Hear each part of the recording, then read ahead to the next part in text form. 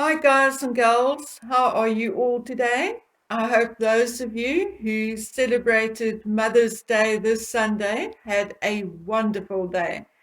Today, I feel a need to just chat to you all. So I apologize if you find this video slightly disjointed. The video stems from a back and forth conversation via DM with one of my subscribers, and it started with us talking about Marcus Anderson. I've done videos on Marcus before, but quite frankly, there isn't much known about him. In short, he was born in Canada, went to London after school, became a waiter at Soho, London, and very soon rose in the ranks of Soho House International to where he is now, a consultant for Soho House. Harry and Meghan are also not his only famous friends. We know he is also friendly with the likes of Eddie Redmayne, Misha Nunu, and many, many others.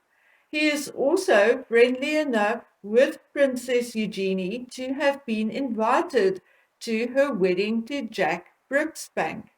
In 2014, he was named one of Toronto's 50 most influential people. So, our discussion was about how this was possible, how this happened, etc., etc. How does a guy with very little education go from being a waiter to being one of Toronto's 50 most influential people and hobnobbing with royalty? And when we talk about royalty, we can go even further than just Harry, Meghan, and Eugenie, because in 2010 he was photographed on a yacht being very friendly and relaxed with Prince Andrew. Now, although we know that Sarah, Andrew, and the girls know the controlling shareholder of Soho House, namely Ron Burkle, it is, in my opinion, still not good enough a reason for any of them to be that close to Marcus Anderson. Of course, there is lots of speculation about Marcus and the reasons why he is so close to the royals in particular, and why he was instrumental in introducing Meghan to Harry alongside Eugenie, Misha, and Victoria. One of those speculations is that Marcus is much, much closer than we may think and may actually be related to the royal family. Because of Meghan Markle's old blog and the TIG Instagram page, we know that Marcus's birthday is likely somewhere in August, because in August 2016, she wrote, "What would I do without you, my loving, supportive, and endlessly fun friend?" And she wrote that apparently to celebrate his birthday. Now, via the media, it's very difficult to actually judge how old Marcus is, because since 2017, the media listed him as being 40 or 41. However, it is somehow, for some reason, believed that he turned 40 in 2016, which would make him 45 now, turning 46 later this year, which will mean that he was born in 1976. But of course, that is not certain. And there are now people saying that he was in fact born in 1978 and that he was born only months after Prince Andrew left Ontario's Lakefield College. Andrew spent about 6 months from January 1977 until June 1977 at Lakefield, and on the screen, you'll see photographs of Andrew at Lakefield taken in May 1977. And in another photograph, you will see Andrew in March 1977 on the farm of his roommate at Lakeview, namely Peter Lorriman in Orangeville. Anyway, Andrew also visited the school and the area again in 1978 and had visited often since then, as he had been a long-time trustee of the school and an honorary chairperson of the LCS Foundation and patron of the Friends of Lakefield College School, an affiliated charity. Who knows? Andrew could have fathered a child in Canada. And yes, why not? But it could also be that he met or knew Marcus's parents. Who knows? Could he have opened doors for Marcus if he had known his mother or father or both? Certainly. Why not? But while we are on the subject of Marcus Anderson, I found something just a little strange, okay? It is a photograph of Marcus and Kat Deely, which she shared on social media to mark Mother's Day, May 2021.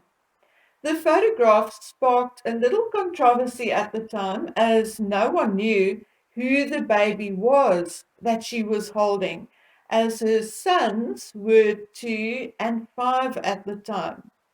In the post, she typed, "Celebrating anyone who's ever mothered anything," and she tagged Marcus in the post, and he indeed replied. Classic. If only we could manage to have a bit of fun once in a while. P.S. Lily's face. The lily referring apparently to the dog he was holding in his lap. Coincidence that a few days later another baby was supposedly born and named Lily, or then Lilybet? I don't know. I just find it all too coincidental and too strange to make sense of. Anyway, moving on from Marcus, our conversation turned to other royal children and why the royals were seemingly treading so carefully around the Harkles. And what are they afraid of? What could Harry potentially know and share which will shock the world? Could it be something like his uncle or his father having illegitimate children? Our conversation turned to Prince Albert of Monaco and so on and so on. And my question to this person was, why not?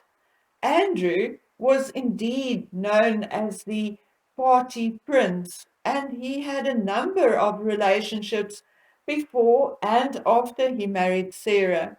And when it comes to Charles, he had even more than his brother before, during, and after his marriage to Diana.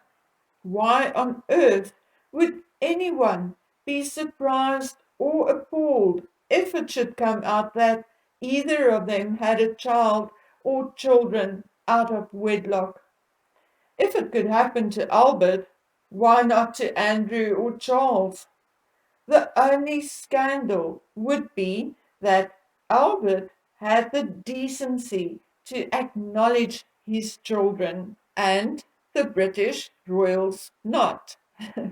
So, talking about that, most of you must have heard about Simon Durante Day, the Australian man who claims that his adoptive grandmother told him that Charles and Camilla were his biological parents. I also know that many people are saying that Simon is just crazy, but guys, I had a rather lengthy correspondence with a friend of Simon's about a year ago. Well, through this friend, I learned quite a bit about Simon. And he may be many things, but he is not a nutter. Simon is just a guy curious about his biological parents and whether it is true or not. I believe him when he says his grandmother told him that Charles and Camilla were his biological parents. Of course, that does not make it true, but I believe that that is what he was told for whatever reason. And why on earth do some people have a fit of hysterics when one of us dares say nothing is impossible? Would Charles and Camilla, or Charles or Camilla, be the first teenagers or the first 17 and 18-year-olds to have made babies? No. Would it have been out of the ordinary or strange to have such a baby adopted? No. It happens to this very day.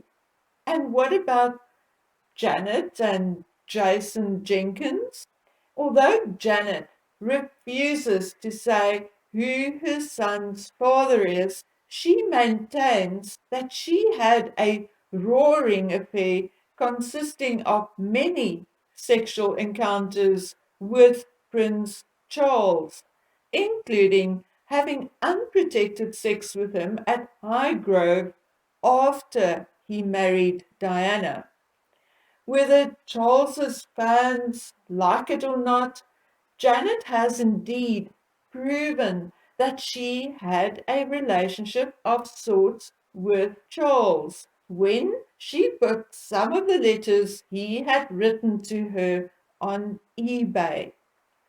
Even friends of Janet are saying that although they are convinced that Jason is Charles's son, Janet refuses to admit or deny it.